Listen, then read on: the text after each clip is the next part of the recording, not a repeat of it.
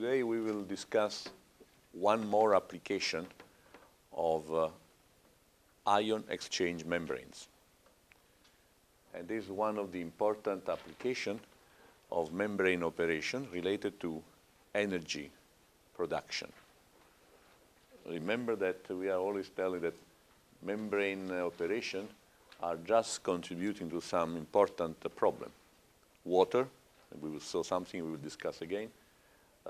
Energy production is another one, is an area where membranes have a strategic role. We will discuss next week about blue energy. This is another application. Blue energy will be related to reverse electrodialysis. We mentioned a little bit something last time, and the pressure retarded osmosis.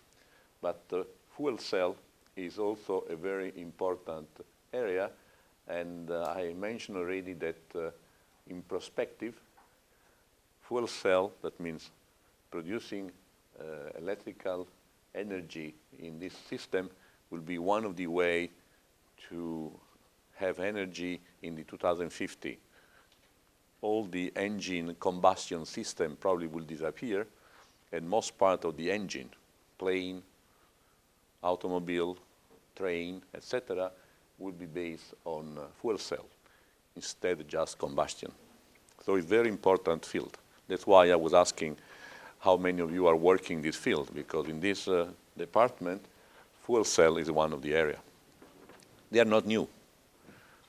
When I was a student as you, long time ago, we were already working on fuel cell, trying to make membranes on fuel cell.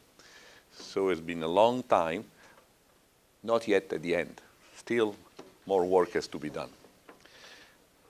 As I mentioned already, fuel cell is nothing more than a kind of battery device. It's a system in which you are able to transform chemical energy in electricity, similar to the battery that you know of the first kind, second kind, and this is third kind of battery. System in which you can operate what is called a redox reaction, oxidation, reduction, in a traditional chemical reaction where you have transfer of electrons from the oxidation to the reaction part of the full reaction. And if you just operate in a smart way, and the electrons that are produced and accepted, they're not just mixed in the system, but you can just move them across an external line, and that is the way in which the electron can produce an electricity, and you can utilize for any kind of operation. So again, here is a system in which the difference in the Gibbs free energy, from a thermodynamic point of view, of the reactant and products can be utilized and transformed in work. This is a typical representation of a fuel cell, an electrochemical device able to convert chemical energy of a fuel directly into energy with a high efficiency and a low environmental impact in principle. And this is the schematic flow sheet. The main difference, the big difference between normal battery, kind 1 or kind 2, remember kind 1 is a battery where the reaction that are taking place at the anode and the cathode, they proceed, and at one point they finish. And when they finish, you take the battery and you put in the garbage. There's no way to utilize again this kind of system.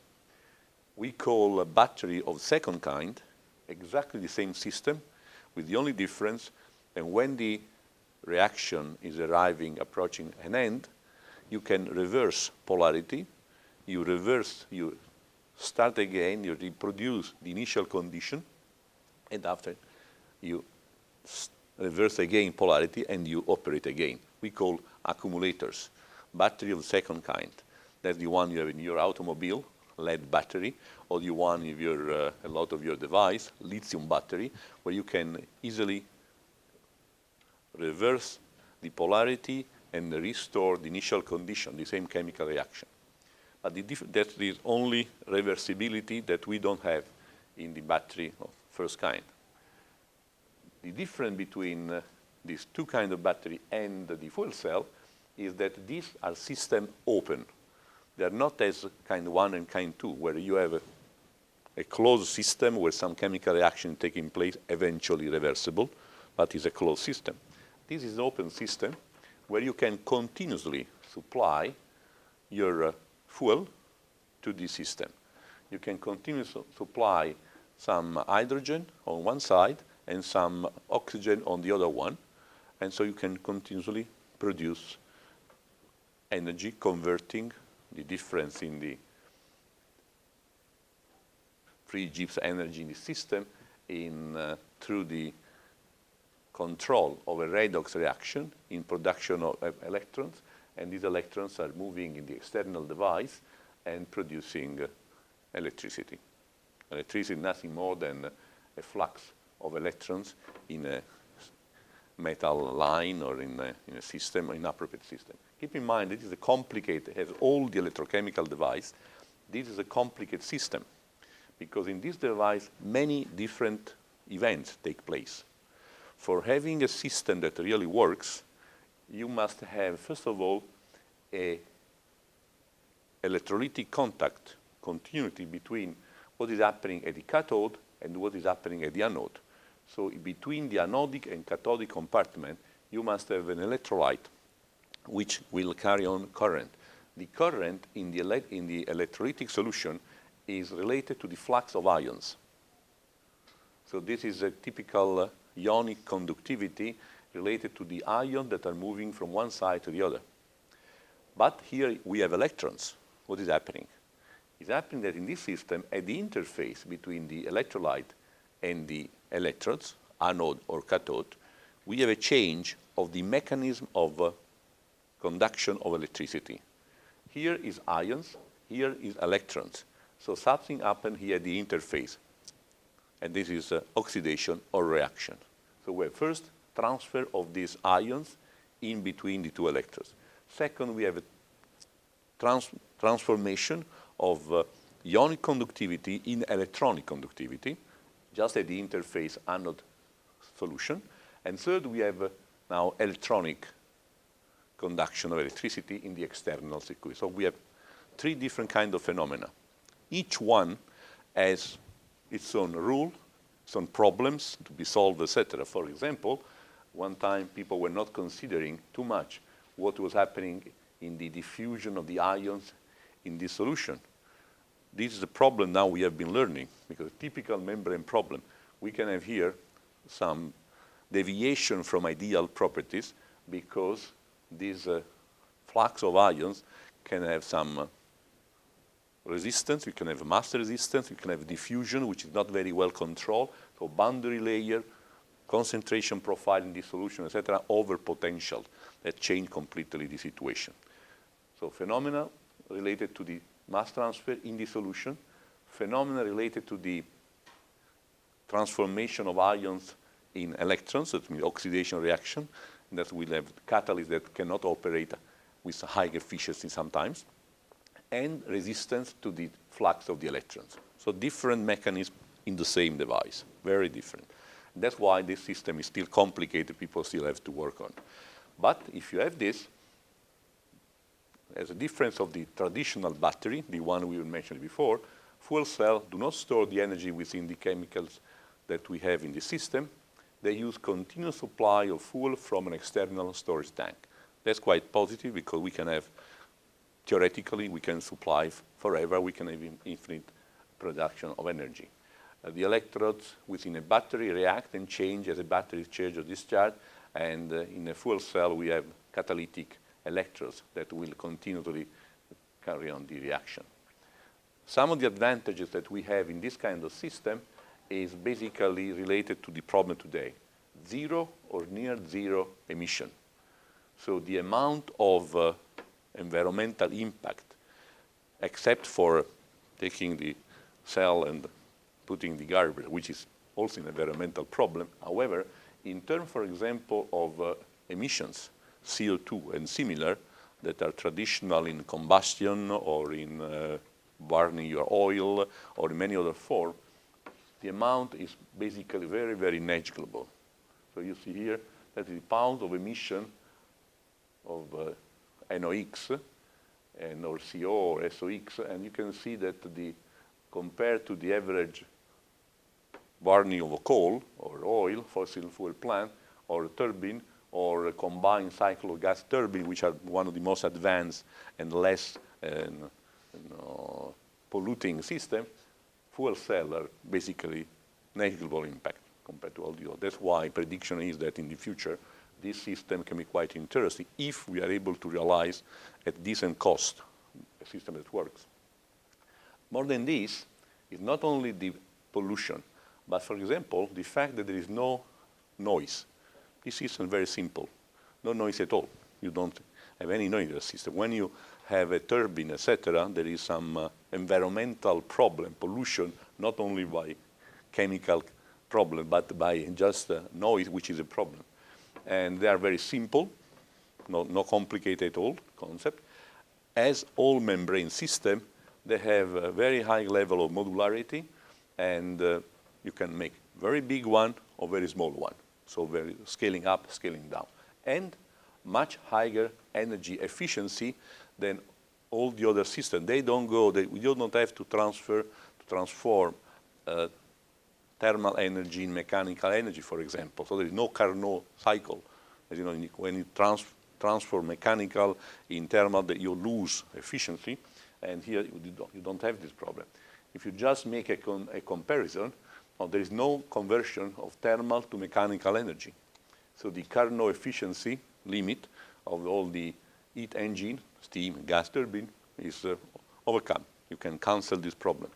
And in fact, if you look the efficiency, the percent of efficiency energy production compared to the overall power of the system in kilowatts, you can see here that fuel cell, in principle, are just up here, much better than any other one of the other system.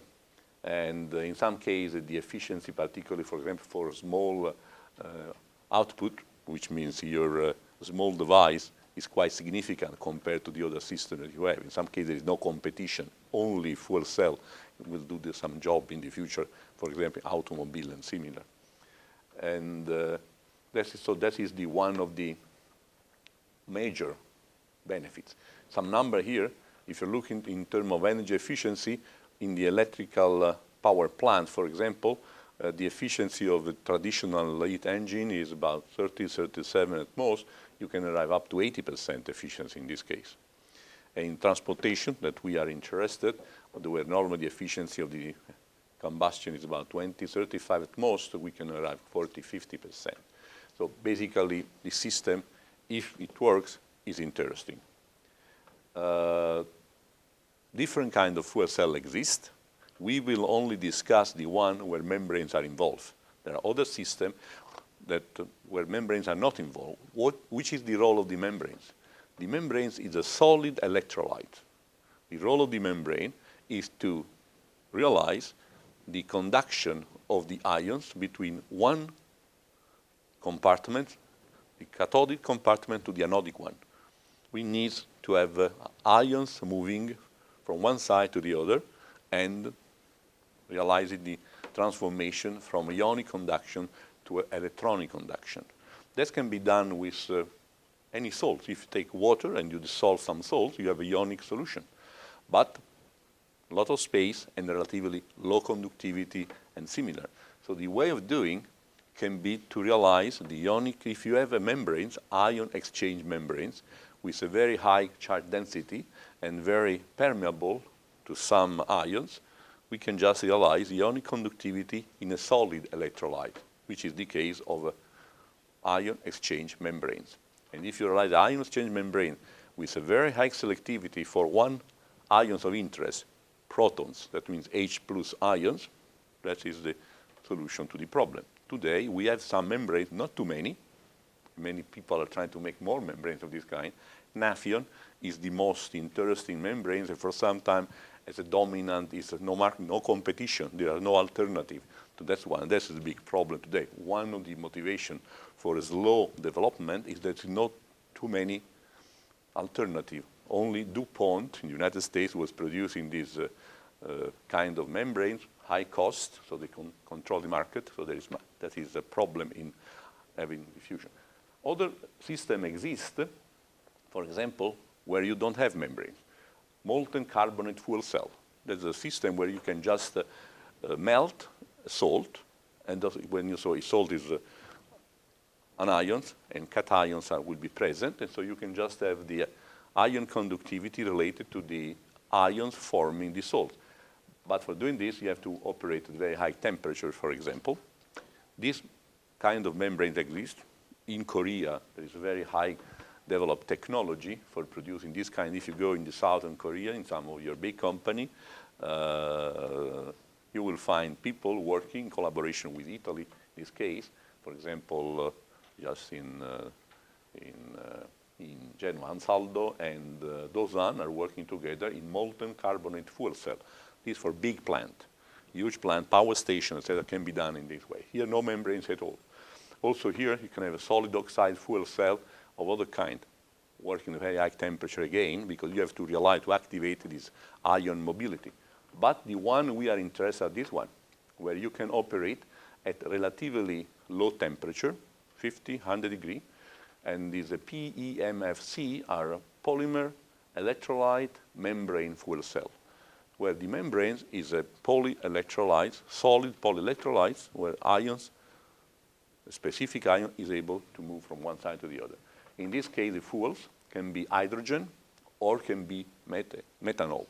Keep in mind that hydrogen, we have a problem. Hydrogen does not exist free in nature. It's not as water or oxygen. In air, you have oxygen. So for the species that we have to oxidize, we can use oxygen as oxidant. We take the air, 20% of the air is oxygen, and so is still available in large quantity. But if you want to use as a fuel hydrogen, where is the hydrogen? The hydrogen, you have to produce hydrogen. And that is one of the limits of the system. And hydrogen is not easy compounds. It's very dangerous. You can have the gas can have explosion, etc. So we have to solve the problem. An alternative to hydrogen for the same kind of fuel cell can be methanol. Methanol, we can produce methanol. You can store methanol easily. It's not big, you have to take some care, but it's not so dangerous. So today we are talking more and more about methanol fuel cell system, and that is important because in this case you need membranes that have to be specific properties for what concerns methanol transport in the system. Nafion has a limit in methanol transport. Methanol is going across the membrane. That is not good. You have a leakage, you can have a short circuit, you can lose efficiency. So that's if you want to compete with Nafion, you can, one way of doing is using a methanol system and having membrane that are good for methanol, with very low transfer of methanol across. The electrolyte that we have to use in this system, I told you, is some ion exchange membranes, normally are sulfonated polymers, where the sulfonic group is giving your H+, hydrogen ions, the protons going across, and Nafion is a typical good example. There's a lot of properties, charge density very high, good, very high selectivity, high proton conductivity. The mobile ions in this system, the ions that are moving between anode and cathode, is just H+. Remember, I told you already, H+ does not exist. We save energy writing H+ on the blackboard but H+ does not exist as single ions.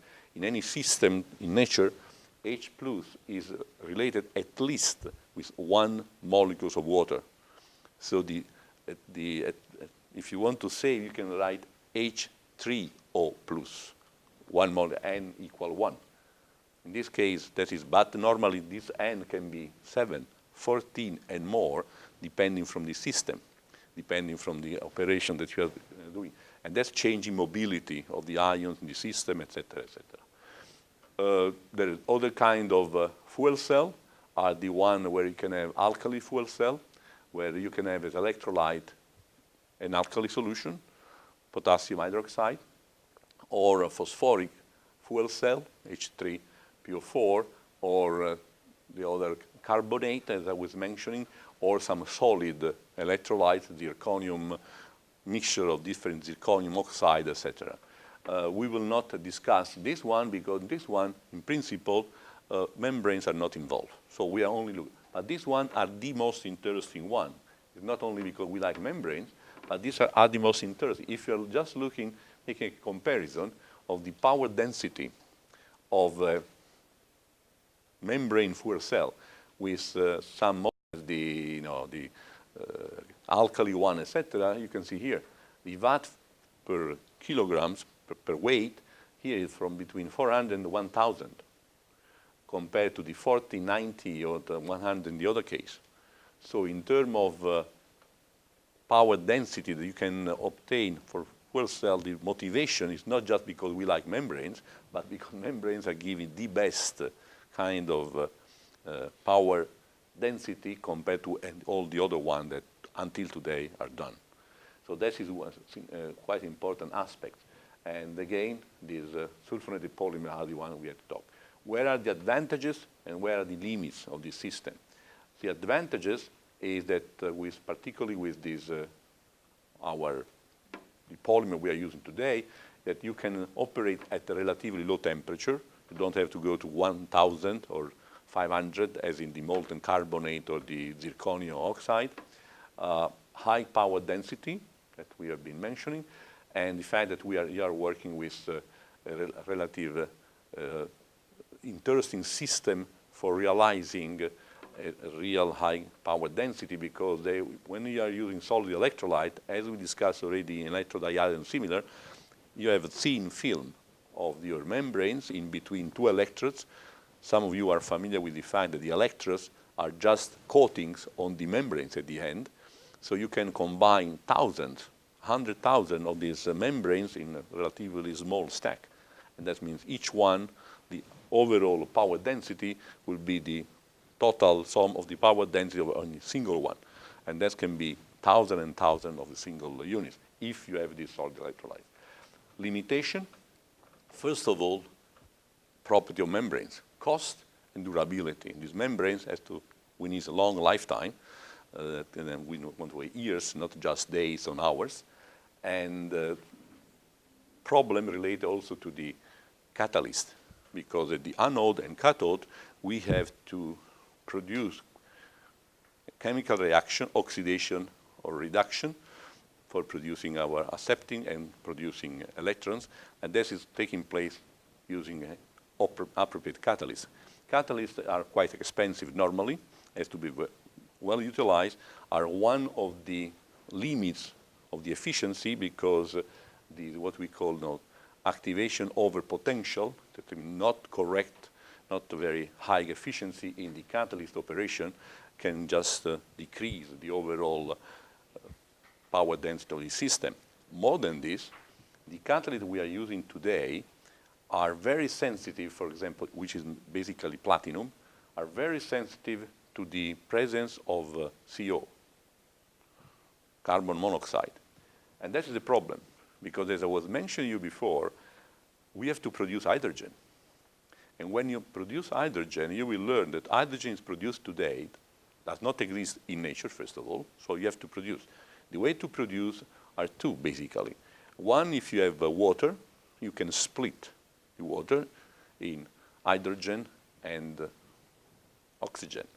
But that is a very expensive process. It's not easy to produce big quantity and continuous quantity in this way.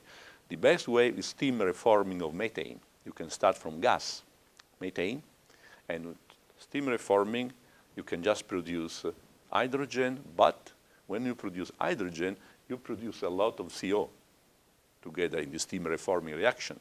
And CO is killing the platinum catalyst that you have in the anode and cathode. So you have a problem.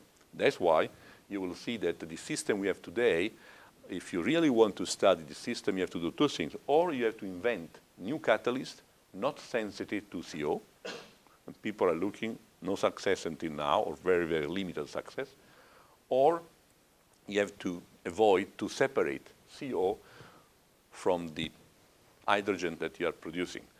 And that's why the integrated system that people are using today is a system where you'll see a lot of membranes, not only as solid electrolytes, but membranes in membrane reactors for very efficient steam reforming reactors, where membrane we will mention when we will talk about membrane reactors, and membranes to avoid completely or reduce at lower than 10 ppm the concentration of the CO on the hydrogen arriving at the end on the electrodes. And that can be palladium membrane, for example. You know, palladium is only permeable to hydrogen. So if you have palladium membrane just before your fuel cell, no CO is supposed to penetrate. And that is good. Palladium is a little bit expensive, and there's a mechanical property, etc. But today, palladium is one of the way. In a few days from now, if you want to participate, there will be some, through the open sky, there will be some video conference on palladium membrane for fuel cell, where people all around the world, they don't travel anymore. They say you put your Skype system on your head and you can participate to some web seminar in which they're just discussing new palladium membrane system for solving this kind of problem. A lot of application for this kind of system, and as you know already, all the portable electronic equipment that you are quite familiar, where you need a relatively low power density and high energy density than batteries, very fast recharging if you are able to use them.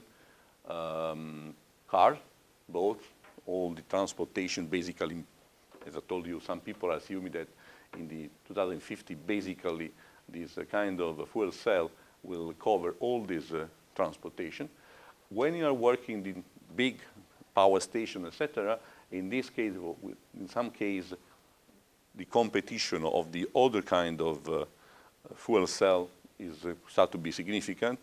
The the carbonates one or the alkaline one in this very high power density requested. In this case, today they are more appropriate and less expensive. But on all the other case, in the more traditional for the large public, this is the benefits of the traditional one is quite significant.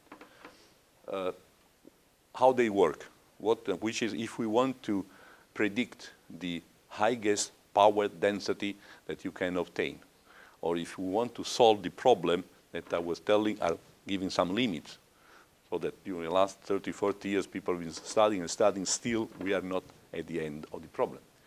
In the electrical work, that means the product for the charge for the voltage, is given by delta G, the difference in the Gibbs free energy, which is nothing more than the voltage or the electromotive force of the chain reaction that we have multiplied for this Faraday constant and for the number of electrons that you are transferring from anode to the cathode reaction. So this is the expression of the delta G. Let's see which kind of reaction we are using. The most interesting reaction is this one, because this is big benefits, no pollution, no CO2 production, no CO, no environmental problem, to the point that this reaction in some case is also of interest because it's producing water. So the first case, if you have to go into space, for example, the first big tragedy in the space has been related to the fact that at that time the Gemini Space Lab, they were using this kind of reaction to make energy on one side, but producing water on the other one. In the space, you have two ways to drink, to have water. One is, you can have a small storage, but cannot be too big. If you want to say months or years, there's no water and there's no raining in the space. There's no way to have, you have to produce water or to reuse water. Produce water is this way. If you are just having to produce energy, you also produce water. Reuse water is all the water you're using you just reuse. Both cases are membranes. If you go in this space, don't be nervous, but you have to re-drink the same water. The yellow water is becoming white water again. There is a lot of, that is all done through membranes. And they works. You must be very careful. You check 2 or 3 times before drinking, but for sure, that's the way. Or you can produce. But also this one you produce, but also you have to reuse. And this reaction has no other negative aspects. The voltage of an open circuit is given by the difference between the molar delta G of the system divided by NF. So if you solve from here, so this is what is called the open circuit voltage, and the delta GF is the molar Gibbs free energy of the water formation, which is given by this expression. Now the water formation, this value of delta G can be different depending which is the state, physical state of the water. The water can be gas state, vapor phase, or liquid. And delta G is different depending which is the state of your water, so you have to take care of this. So delta G depends from temperature and the state, liquid of gas of the water. And for example, at 80 degrees, the 228 kilojoule per mole of liquid water is the efficiency, as the delta G, and the 226 is the one for gas water. So as a consequence, you have different efficiency in this open circuit for if you're talking about liquid or gas water, which is not marginal, because this difference here, when you have to need 1,000 of the cells together, makes significant change at the end. So you can define the maximum energy efficiency of your cell as the ratio between the electrical energy produced per mole of the fuel and the variation of enthalpy for the full combustion. That means all the heat can be released. So this is the ratio between the electrical energy that you can produce per mole. You know, this symbol means per mole, and that is the same in terms of enthalpy. So this is definition of the efficiency, the maximum efficiency, which for what we said before is nothing more than this NF E for the open circuit divided the delta H, the enthalpy. You can calculate now the maximum efficiency considering the fact that you can have 2 different maximum efficiency depending if you're talking at in liquid phase or gas phase, the LHV or the HHV. And so this is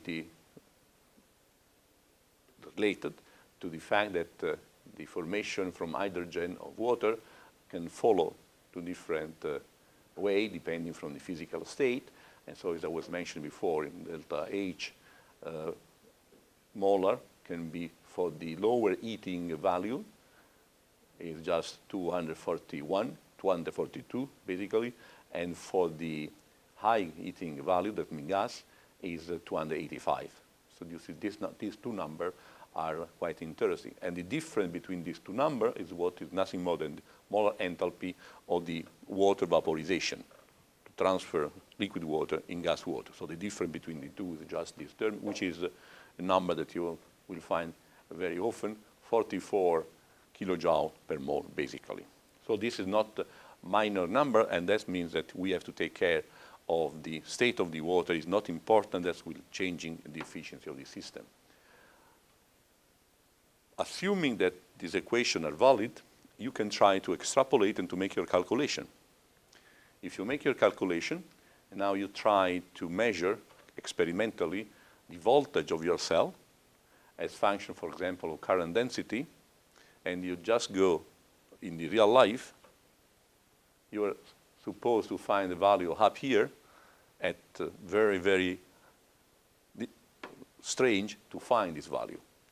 The system does not work at all as theoretically you expect, so you will never have this kind of voltage and this kind and the traditional and the constant value eventually as function of the current. What you will have is typical plot of this kind. And this is something that we have been learning in the last 10, 15 years, because people were not understanding, and all the electrochemical phenomena taking place in the system were not very well understood. all these phenomena are the typical phenomena that are not taking place in the membrane itself, but are taking place in the system and are related to concentration polarization, mass transfer, efficiency of the electrode, etc., etc. This first kind of deviation from ideal value is what is called activation losses. That means normally they are called, all these phenomena are called overpotential. This is the activation overpotential, which is related to the kinetics of the electrochemical redox reaction taking place at the electrolyte-electrode interface, where the transformation for ionic conduction to electronic conduction is taking place. Here you have a catalyst. The efficiency of the catalyst, for many different reasons, for example, presence of some CO, we learned before, or poisoning of the catalyst, or temperature, efficiency of the catalyst, certain temperature, the catalysts are a complicated system, very easy that they are not so efficient as expected, and that is the first reduction of the ideality that you can find. More than this, you can have ohmic losses. The ohmic losses here are the one that we have been already discussing in other systems, for example, in electrodialysis we mentioned a little bit, individual resistance of all the components of your cell, of your system. You can have electrolyte as a resistance. The mobility can be lower than expected for different reasons. At the electrodes, current collectors, etc. So all the resistance related to any contact, any interface, any part of the system that you have present in the overall system. And finally, the most traditional one for you already are the concentration losses, which is nothing more than concentration polarization. That is caused by the mass transport limitation of the active species during the cell operation. If for any reason the mobility, the speed of your ions, or the rate at which the ions arrive at the interface for having the transformation from ionic to be oxidized or to be reduced, can be limited by the concentration, by the interaction with other ions, by fouling problem, any kind. This is concentration polarization, basically. So we have at least, they're not all, some other ones still exist, but for sure we have activation losses at the electrodes. We have ohmic losses in all the interface connection, any part of the system, and we can have concentration losses for the transfer of the ions from one compartment to the other one. So that makes the system more complicated. And keep in mind that when a few years ago we were working on this, all this, particularly these two parts, were not in consideration. People were only looking to the oxidation reaction phenomenon at the interface, and all the rest was not understood. If you go into very famous books, Gladstone, for example, electrochemistry of 30, 40 years ago, no idea. Today, we know that this is a real problem. If we use this equation I showed you before, and you try to calculate the maximum energy efficiency, assuming that the kind of phenomena I was mentioning are not significant, you can predict maximum efficiency. For sure, you have to calculate the maximum efficiency at low value, high value, that means liquid phase or gas phase for the water available.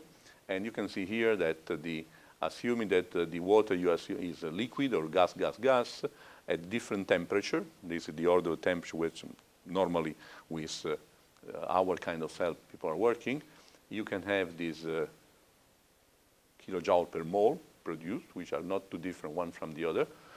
And the efficiency, you can see, is never 100%. Efficiency at the best can be 90, 94, 95, 93, but we are, and the efficiency different between liquid phase or liquid water or gas water. It's interesting to consider that also in this case, nothing is linear. First of all, also this number can consider are a little bit still a positive number, but they are not on large scale, not the real problems. Efficiency sometimes still lower than this. But there is also to consider that the calculation of the maximum efficiency, what you can expect, you are assuming that lower temperature can give better performance, which is not the case. That was the expectation. The expectation that normally, just because we have all this kind of phenomena we have shown before, the voltage losses are generally minor, smaller at high temperature. So we can have a transformation. We are expecting that the low temperature can give better performance. We are consuming less energy just for warming up, etc. But it's not the case, because if you are increasing the temperature, we are reducing, for example, we are increasing this, reducing mass transfer problem. We are increasing just the diffusivity is increasing with temperature, viscosity is decreasing with temperature. So all these this kind of phenomena are reduced increasing the temperature. So there is a competition between the two kinds of phenomena, and that's why you can have a lot of options how to improve the performance, playing with the temperature, trying to minimize overpotential at the electrodes in the solution, etc. So it's still why it's not still very clear what is the situation. That's a typical, some of you, only one, we learn is expert in making probably this kind of polarization curve. The name is just polarization curve, where you can see that's shell voltage, again, current density, and then we saw before, this is typical behavior. You never are at the theoretical value that you can calculate from the difference in the Gibbs free energy of your system, basically. This system that normally you're working is exactly the one we saw before, we've been showing before. You can have your catalyst that has to be present at the anodic and cathodic compartment. In between your anodic and cathodic compartment, you have a ionic conductive system that can be our polyelectrolyte membrane. That means the ion exchange membrane that's blocking here, and you supply your fuel, reductant, the hydrogen and oxygen on the two sides of them. So that is the overall flow sheet. Also in this system, there is a different kind of different way of doing, and as we discussed already, for the thickness of the membranes, in some cases also the way in which the morphology and the configuration of the membranes can have a role in controlling mass transfer phenomena, basically. The reaction that we normally have at the anode, as you know, we have oxidation. So at the anode, you're just supplying your hydrogen produced in a certain way, and you are forming hydrogen ions and electrons. So these hydrogen ions, these are the electrons, are going in the external circuit, and the hydrogen ions has to go across the membranes. So these membranes has to be selected. We learned transport number for H+ has to be 1. 100% of the current going across will be transported only from hydrogen ions, not from other ions which are present in the system. At the cathode, the reaction is just the opposite. We have oxygen. The oxygen will react with the hydrogen that we have been producing at the anode, and will capture the electrons that also have been produced, and basically we are going to form water. So if you add anodic reaction, cathodic reaction, the total will be that oxygen plus hydrogen are giving water, the one that we saw before. This, if you are assuming the hydrogen system, we saw also that methanol is one possible alternative, becoming today more interesting, particularly because one major problem with hydrogen is that also if you are producing hydrogen, there's the problem of the storage of hydrogen. Hydrogen is a quite dangerous gas, and you don't want to have tanks of hydrogen on the back of your car. If you're driving, anybody is making just a small crash, etc., you don't damage the car. You damage all the environment. This big explosion can take place. So storage of hydrogen is a problem. Therefore, today, many of your colleagues are working to have hydrogen production on board to produce continuously the hydrogen necessary, so you avoid storage. Today, we have the storage problem, and you have tanks of hydrogen. Very dangerous, a lot of security. You cannot live in garage closed, for example. If you have a gas, you have to stay in open space because any leakage can create a big problem. This, with methanol, is not a problem. Methanol is easy, and you can just store it in the back of your car. There is no problem at all. And this one of the motivation for looking into the methanol solution. Methanol, again, you have the same kind. At the anode, methanol water is producing hydrogen and electrons and CO2, a little bit worse than the other case. At the cathode, what is happening here is that the oxygen will interact with the hydrogen that we've been producing in the cathode and forming water.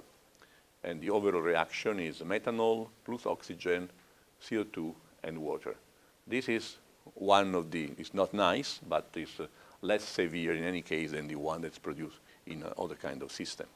So remember that at the anode, we always have oxidation problem, and the cathode is where we have reduction phenomena, okay? That is the real this membrane fuel cell that you have at the anode.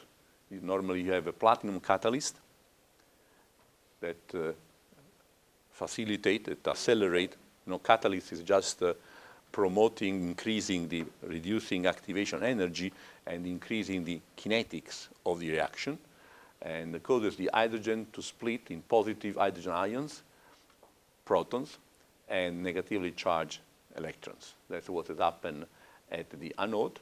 And the cathode, the electron that have been positively charged hydrogen ions combine with the oxygen you supply and they form water.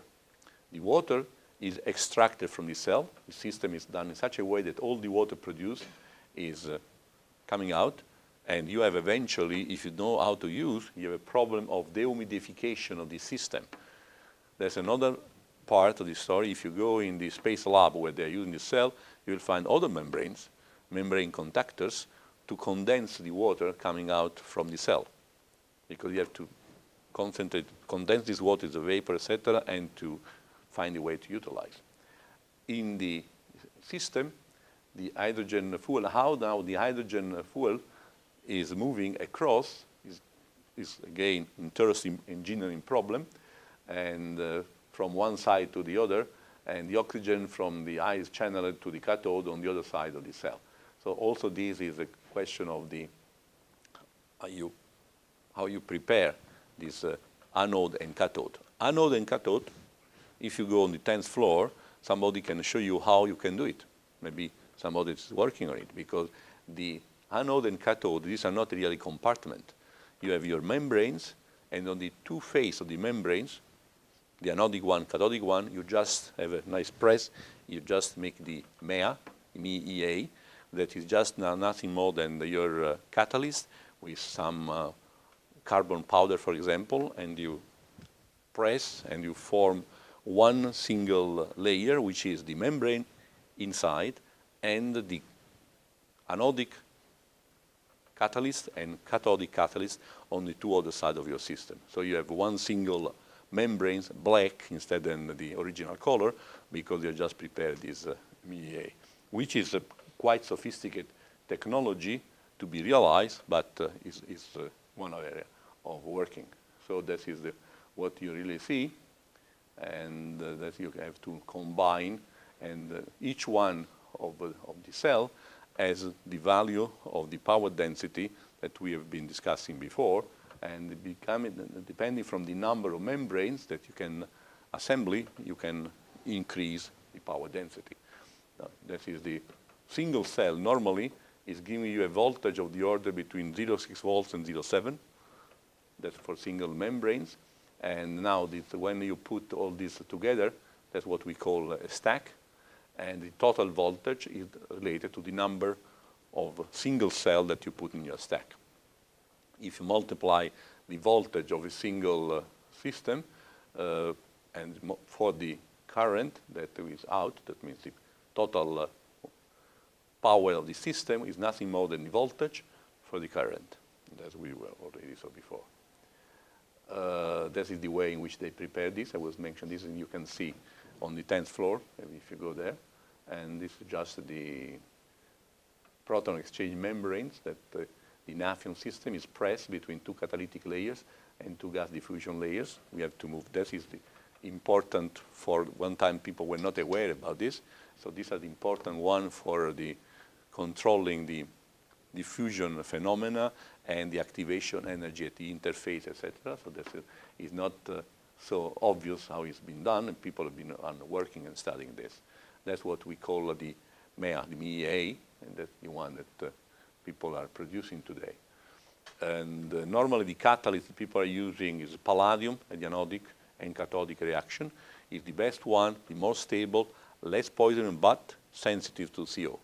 So that's the problem. If you solve the problem here to have something that is not sensitive to the CO, a lot of trouble can be solved today. Today you need quite significant control of the quality of the hydrogen, because otherwise the lifetime of this catalyst is very short. On the palladium ruthenium is the one that you can have on the cathodic, in the anodic reaction. So again, this is the different system. As you can see here, carbon black normally is the material you are using as support of your porous catalyst in doing this MEA. We learned already that the solid electrolytes that we are using is a system in which we can have some fixed ion group. And in our case, in this kind of system, because you want to transfer protons, H+, what you need is a strong sulfonic group, such a way that the positive ones are mobile, they can go across, otherwise we learn Donner exclusion, we'll just move them out.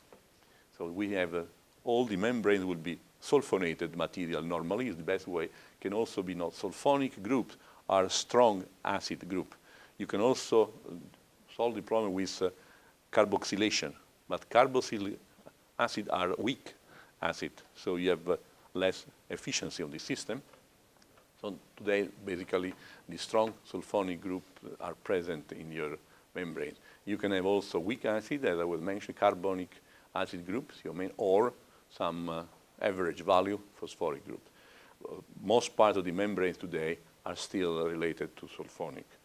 And the request now for the part membranes, which is important part of the story, because the core of this system is the membrane. With no membranes, this fuel cell does not exist.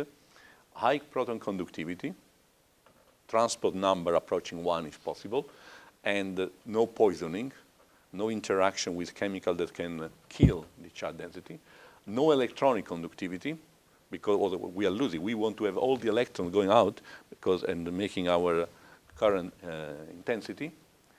We want to have a very low gas and water and eventually methanol permeability across the membrane to avoid any shortcut. So the energy we are supplying, we just lose in efficiency. And obviously, we are working 100 degree, 200, 150, 200, excellent chemical and thermal stability. Remember that increasing the temperature, we are reducing all the overpotential that are removing from the ideality of the system. So we want to work to a certain high temperature if possible, and this is systems that are working we have oxidation one side, reduction on the other one. That means strong chemical reaction, so from a chemical stability has to be also significant, otherwise the material can change properties. Mechanical stability obviously also, and if possible low price. That is the point with Nafion, that costs you still today, that is much more competition of the order of $600 or $700 per, I think per meter, but something high cost in any case. That's why people are still looking how to produce better membranes, and that's part of the work that probably is going also in this department. You can see here that basically the membrane that people are using more are of the family of the perfluorinated polymeric material.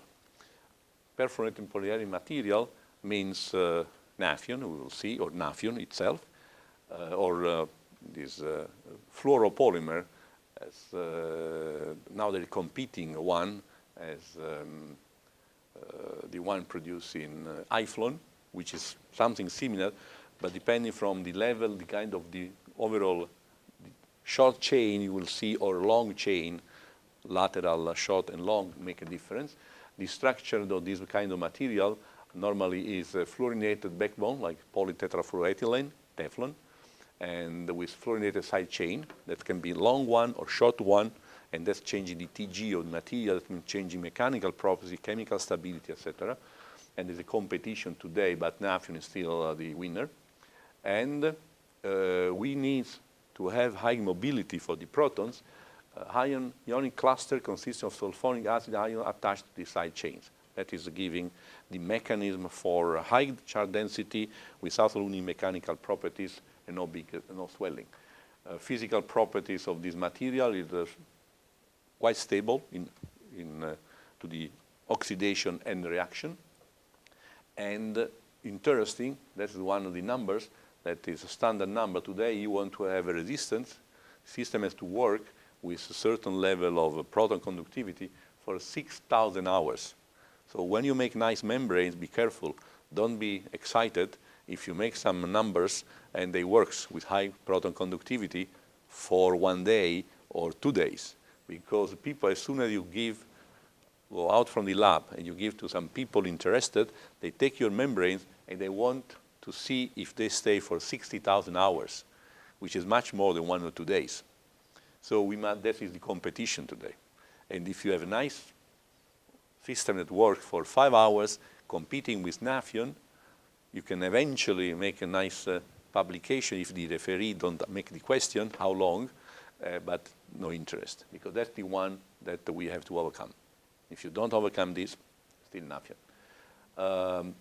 Proton conductivity has to be high, 0.9 Siemens per centimeter, at the temperature, which are the one that we are talking about, 80, 100, 120 at most.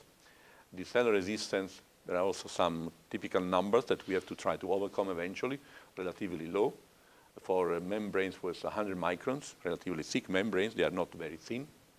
And in this case, with a voltage loss of only 50 millivolts for 1 ampere per square centimeter. I was mentioning that competition, the best material that satisfies most part of the requirements that were listed is this one. This is just the naphthalene, having this basically is tetrafluoroethylene with some branch, some functionalization as this one, and these are what we call a long branch. So this one is what is called naphthalene. A competition is starting today. We know because as you can see in the name are Italian, is a company today is Solvay basically, but with people working in Italy. And that are the same kind of material, basically the same kind of Teflon, but short side, not this long one, but this short one. And that is called HYFLON. HYFLON is quite interesting material, and people are working, also here we're working on HYFLON because it's very expensive, maybe more expensive than naphthalene, because the market is much smaller for, this is material that we are already using in the space. You can make oil and some material for the whole space technology, quite interesting. And the difference between the two is that for this material, the glass transition is higher than the one of naphthalene, which is interesting, and is much higher crystallinity at given equivalent weight of this shortcut, of the short branch chain. Nevertheless, naphthalene is a dominant material today, and the problem is the cost. I was mentioned before, I remember right, about $600 per square meter, which is a significant number if you have to make a lot of these things. That's why everybody is trying to make something better than this. Plus, there is another problem with naphthalene, that if you're trying to increase temperature more than a certain value, proton conductivity, which is the best in which Nafion is dominant today, drop down significantly.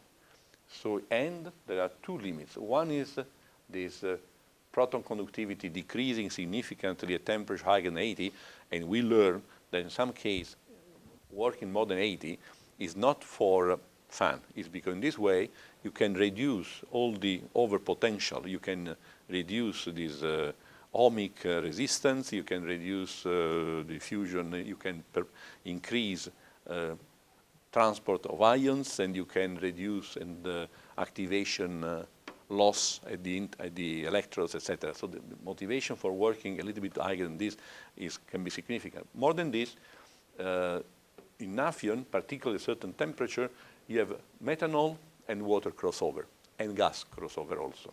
So this is one of the limits that the Nafion has. The structure of the Nafion is interesting. This material has been studied very, very. If you go in the literature, you find a lot of accurate study of the morphology of this material because people were trying to reproduce Nafion. And so for reproducing, they've been trying to, where is all this interesting property of Nafion coming on? And basically, that is the basic point. The structure of Nafion membranes is characterized by fluorinated hydrocarbon backbones, and that is the same that, for example, as a high fluorine, but the side channel with fixed sulfonic end groups, and the water or water methanol as well hydrophilic channel. These are these channels that where water or methanol eventually can just move easily, and that is one of the things that, if possible to reduce, should be nice without losing in proton conductivity, which is not easy to do it. And that is the difference between basically Nafion, very high proton conductivity, and higher also methanol crossover, which is a negative part of the story. If you go to the competition, by the way, we were discussing at the moment only on fluorinated or perfluorinated materials.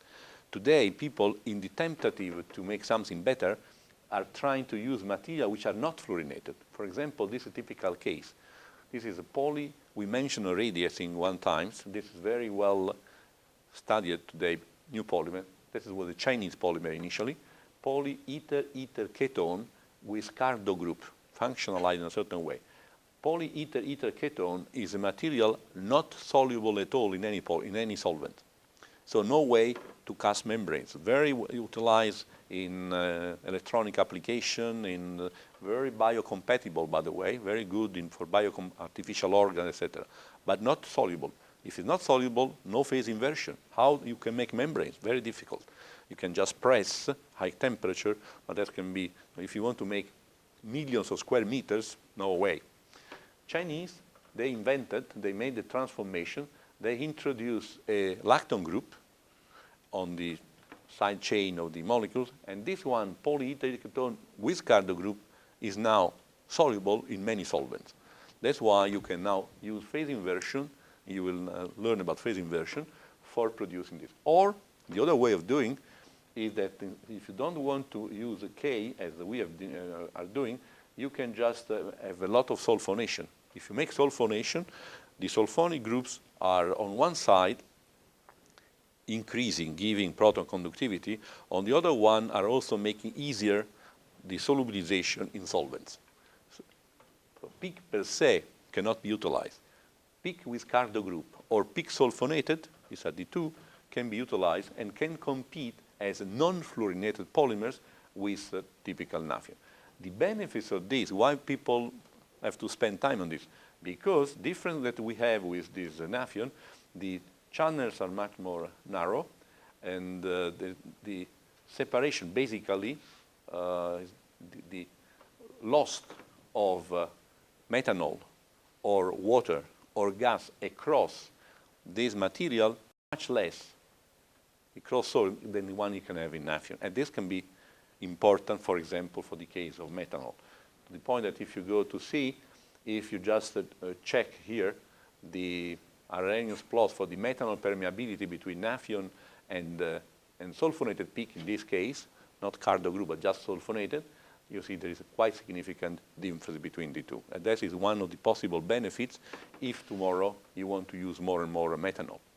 and same as that is the same story. In terms of the proton diffusion coefficient and water molecular diffusion coefficient for Nafion and polyether ketone, Nafion is always better than the peak. So we don't compete, except if you go at a certain temperature. The temperature of this Nafion here, well, it's not very. This is the function of the relative humidity. You can see here that conductivity as function of humidity is also changing, and that is the ideal area where people try to arrive. Higher than 80 degrees, still a good value, but the limit, what I was looking is a diagram which I don't find, in which you can see here that the proton conductivity, that here is just dropping down at a certain value of the temperature, basically. More than 80 degrees, we are going down, and the peak does not go down. Maybe we will find later, but that is the concept. Peak can compete with Nafion if you are working 120, where Nafion is going down and peak still is a high. Particularly if you combine this with the resistance to the methanol, it makes sense to spend some time trying to work on it. This is the general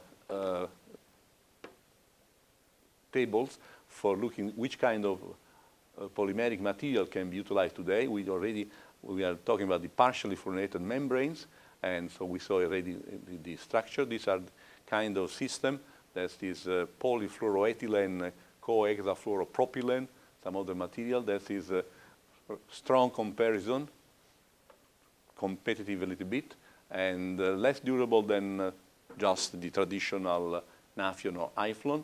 Lower performance, but in some case that can be functionalized, and you can try to do something.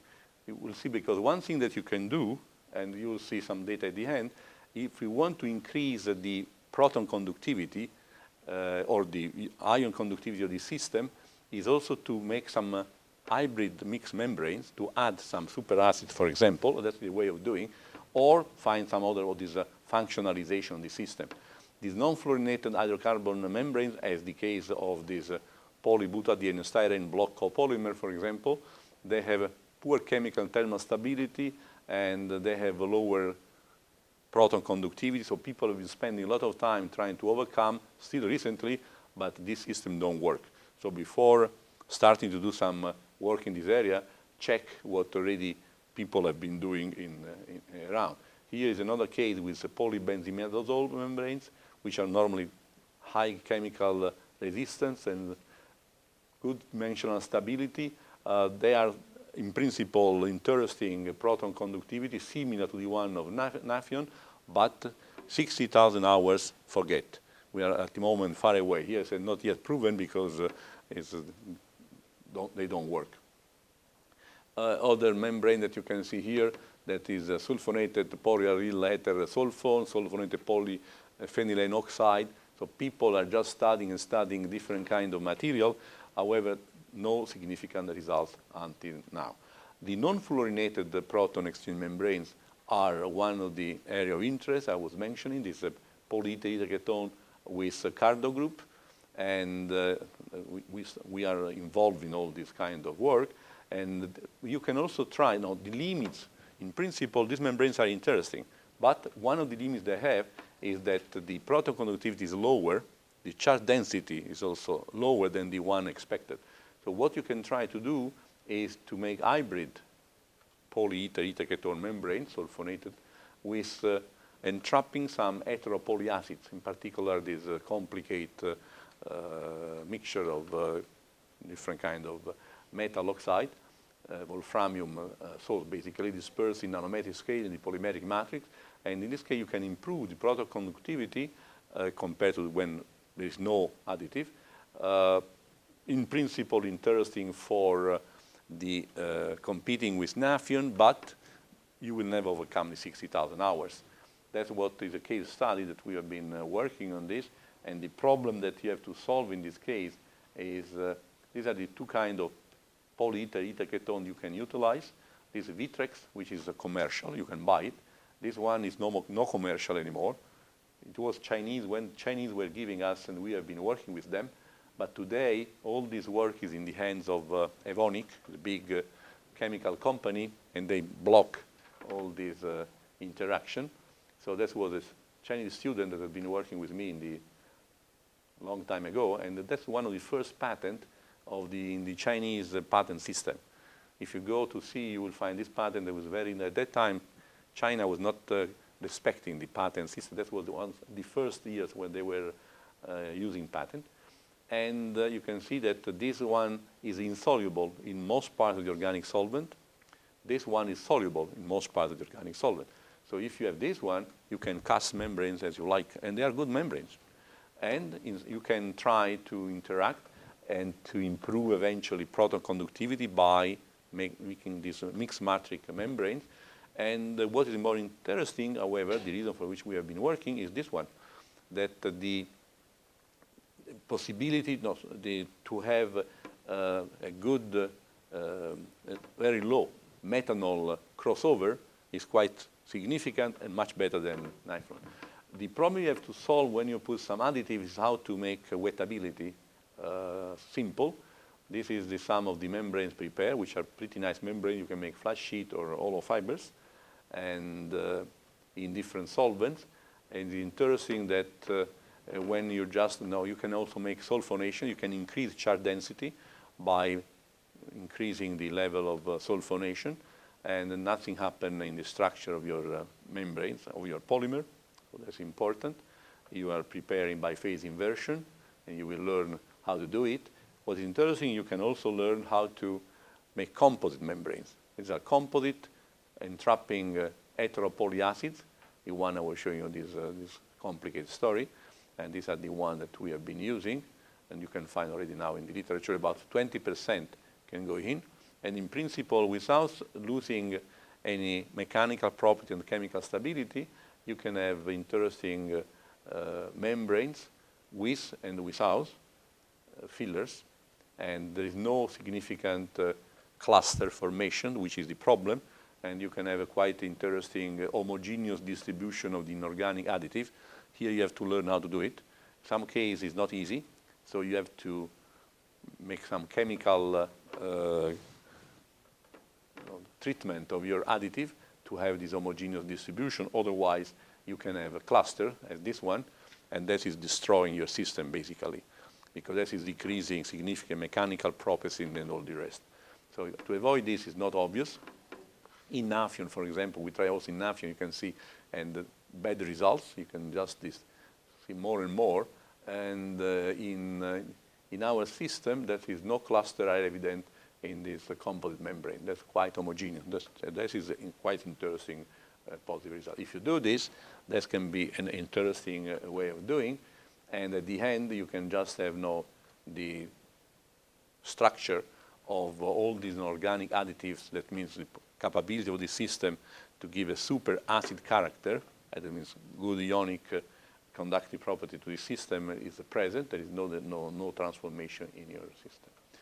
The problem of methanol is the one you have to check and test. And you can see here that the water and methanol vapor permeability through the polymeric and composite membranes related to this polyether ether ketone with cardo groups is always better compared to Nafion. Nafion has always this one. It is high values here for both methanol and water, and all these different membranes with different level of additive, etc., much lower than the one that you have with Nafion. So if you want to if you are able to approach the proton conductivity of Nafion, which still is the best one available, but in the meantime, you can do better in terms of crossover of methanol and water. You can try to optimize it to compete also with Nafion a little bit. That is one of the cases in which we made some. The same story, by the way, is for oxygen and hydrogen. Also, you don't in this system. You also have to avoid any oxygen and hydrogen crossover because you're supplying at the cathode and anode these two gases. So this is another point of the story that you have to take care, and you know how to do it. Most of you are expert probably here in measuring this gas transfer, basically easy way of doing is just to measure this time lag, making the permeation as function of time, and from the time lag is related to the diffusivity of the gas inside your membrane. So relatively kind of easy, assuming that you have a Fickian diffusion, everything is relatively easy. Now if you do this and you compare the permeability in barrier for the different membranes, you can see here that basically this number, when you go to compare with Nafion, is much better. That means all these, the gas transport parameter of hydrogen and oxygen in dry condition, in the peak membranes, is much lower than comparison with Nafion.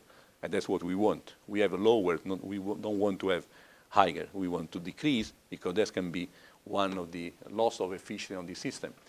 The lower permeability of this polyintermediate ketone is due to the lower diffusion coefficient by the highest stiffness of the aromatic polymer chains, et cetera, compared to Nafion. So in principle, these membranes can work better. The problem of the ion exchange capacity is still existing. Nafion, as you can see here, is always the best.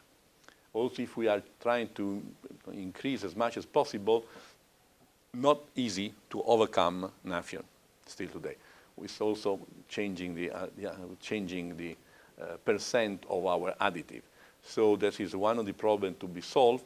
And the trouble is that with Nafion at this level of proton conductivity, no still good mechanical properties, the 60,000 hours.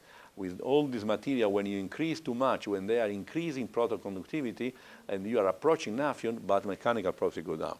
Swelling starts, because this is a very high level of sulfonation, and destruction of this material is increasing this possibility to interact with water, and that swelling is becoming apparent, and you lose the mechanical property. That is the problem that you have to solve.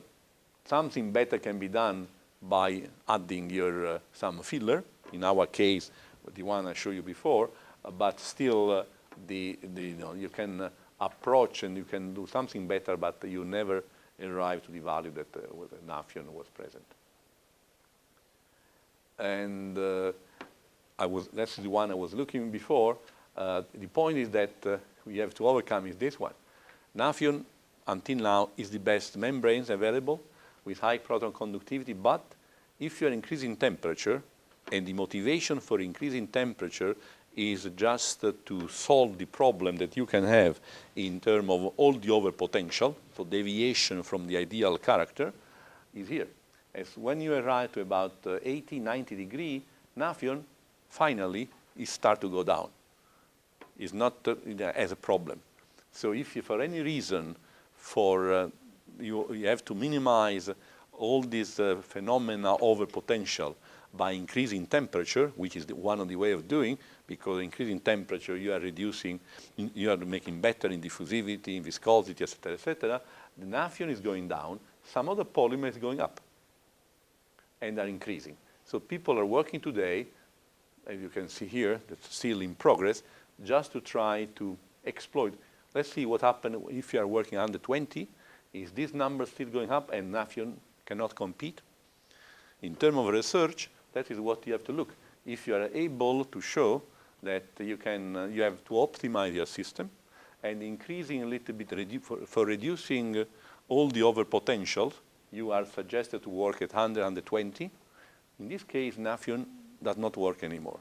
If you want to say 80, there's no way until now Nafion is the best. Okay? So that is one of the areas in which still something can be done, and it makes sense to invest money. Just to close this fuel cell, remember that the fuel cell by themselves don't work, don't exist. You have to supply oxygen and hydrogen. And again, oxygen you can extract from air. Eventually, you have to control the air quality, because if you put air from Beijing downtown city, which is yellow, you can collapse your electrodes functionality in few minutes, because you will have a lot of poisoning on the catalyst, etc. So you have to put oxygen, and so you have to take care of this. But most important, you have to put hydrogen. You have to produce hydrogen. So the system, when you are talking about the fuel cell, different kind of fuel cell, etc., the real point, you cannot just discuss theoretically on the behavior of this system if you don't discuss before how to produce gas of high quality to be supplied at the end of your fuel cell. And the choice of the temperature and the condition of operation are not theoretical. This choice has to be related to what is happening up here. So you have to have a clear idea of all the system. And that was what was not done in the past, where people were making the fuel cell and assumed that they were taking the fuel cell, putting the system is working. Not at all. When you put in the system, you will learn that there's a lot of boundary conditions related to everything that's happening here, which is the production of hydrogen, basically. And now we learn that, for example, for the production of hydrogen, we have to, with the kind of catalyst existing today, we have to reduce less than 10 ppm. And when you produce hydrogen, you produce also CO. So you need CO selective oxidation eventually to find a way to reduce the effect on the catalyst, which has nothing to do with the membranes, it has to do with the electrode functionalities, etc., etc. So that is all the problem which exists. You have to remove sulfur. Sulfur is another poisoning. It's much easier here than the CO, but that's another big problem which exists.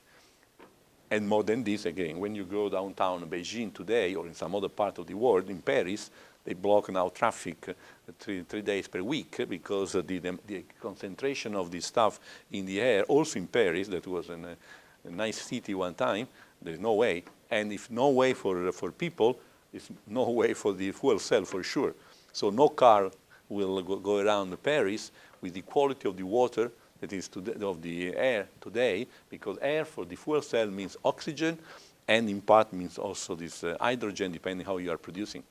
So this is a part of the story, to the point that most part of the research today related to the logic of the process intensification again, but when you are going to this point, this is the way you have to realize. When you are talking about fuel cell, you are not talking just of a membrane that you put in your, between cathode and anode, etc. You have to look to something similar. Otherwise, it's a joke. It's just, you can make publication, but you will not solve the problem. And this joke is that the fuel cell is down here.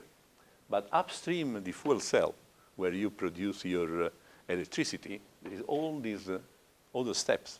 And they are very much interrelated. What is happening here is very much related to what is happening up here. And if you don't take care of this, it's a problem. Here there is what you have. The membranes have a central role, however, not only here, but also in this one. If you want to make a production of hydrogen on board of your automobile, today people are studying to have on the back of the car a small system where, first of all, you have this reformer. That means this you can supply. You go to the gas station and they give you methane. Methane is already available. Still tricky, there is some rule to be respected, it's more danger than just making diesel, etc. But you can go to the gas station taking gas. Methane, but this methane is not hydrogen. If you want to produce, this is to be a reformer, steam gas reaction. So you can produce methane from here, and using methane, you can produce hydrogen, but you produce also CO and CO2. So now what you do, you go in a water gas shift reaction, in which the CO is transferred most part in CO2. So you reduce significantly. The high concentration of CO here is becoming very low here. Approaching is possible 10 ppm or less. And these are two membrane reactors. Next week in Europe, for the first time, all big company, together with a lot of researchers, will meet in Madrid, in Spain, to discuss the pilot plant at industrial level, not more in the lab scale, of water gas shift carried on in a membrane reactors. So small, easy to put on the back of your automobile for producing the hydrogen necessary for the fuel cell existing today. And that is, will be steam reforming, will be water gas shift. Still, we don't have the 10 ppm. So after this, you have a very good, you have to remove eventually the CO2, if you want to remove the CO2. CO2 is not poisoning, but is reducing the efficiency. And you need here eventually still a palladium membrane, very last treatment before entering here. So it's a complicated system, and the water gas shift I was mentioning, this is interesting reaction because that's the first example of membrane reactor that's going to be applied maybe not only in large scale, because that can be used also just for hydrogen production large scale, but on very small scale combined with the fuel cell story. And that is just the kind of reaction we are talking about, which is, in this case, can just produce hydrogen appropriate. And the reactor, then you will see this figure we will discuss when we will discuss about membrane reactors in a couple of weeks. That is the kind of reactor that we are considering. And that can be hollow fiber system, and that can be tube of the very small size that you can utilize in your automobile. If you do this, using this kind of system, you will see that the efficiency, the conversion CO that you can have as function of the temperature in your system will be quite interesting, in some cases higher than the one that you can have in normal reactors. And what is more important, that when you do this kind of reactors, these process intensification parameter, for example, footprint or reaction volume, you can decrease of 200%, 100%. Big reduction on the size, on the footprint of the system. And that's the motivation for using this kind of system, not only for the high level of reaction you can obtain, but basically for all these benefits in terms of process intensification parameter. But in terms of just the comparison on the chemical efficiency, catalytic membrane reactor overcome traditional reactor equilibrium conversion in an easy way. Okay? We've stopped here with the fuel cell, and we will start to discuss from Friday, again, on a totally different kind of membrane operation. Nothing to do with what we have been discussing until now, what we call membrane contactors. Membrane contactors are systems which we don't want to have membrane selective. We don't want to have membrane in principle permeable. We want only to realize how to control in a most efficient way contact between the different phases, gas, liquid, liquid, liquid, gas, gas, etc., which are the most utilized unit operation in process engineering. You are familiar with terms as distillation, or term as condenser, or term as crystallizers, or term as dryers, etc., etc. And all these systems until now have nothing to do with membranes. And they are not consistent with PI, with process intensification. Big plant, a lot of problem, and sometimes quality, which is the best one we can obtain, but far away from PI. In principle, all these systems, crystallization, distillation, condensation, drying, and emulsification, by the way, they can also be redesigned using membrane system, only as a contact between different phases. The membranes we are going to use are the same that we have been studying. The same membrane that you have been looking and you will learn how to produce for microfiltration, microporous membrane, for example, big pore can be utilized here. But you have to learn in which condition, in which kind of phenomena are taking place in the contactors, which are different, very different from the one that are taking place in microfiltration. So the boundary condition, the final parameter that you have to control when you are using this kind of membranes as contactors are very different than the one that we're using for water microfiltration, for example. So you cannot just transfer this membrane from one production to the other. You have to adapt and to understand what is a membrane contactor, first of all. Okay? So we meet on Friday. Thank you.